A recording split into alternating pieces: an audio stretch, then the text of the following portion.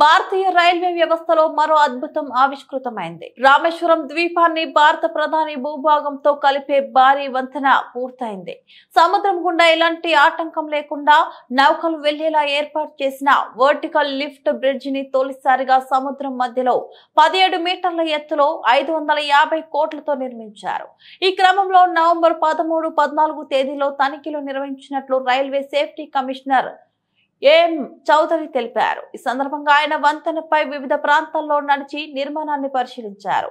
అనంతరం బ్రిడ్జి మధ్యలో ఉన్న లిఫ్టింగ్ సిస్టమ్ ను, మండపం నుంచి రామేశ్వరం వెళ్లే high speed rail trials run పరిశీలించారు.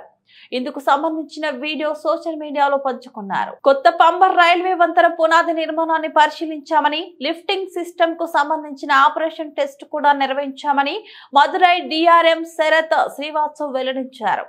హై స్పీడ్ ట్రైన్ రన్ మండపం నుంచి రామేశ్వరం వరకు 90 కిలోమీటర్ల వేగంతో 15 నిమిషాలు పట్టిందని చెప్పారు.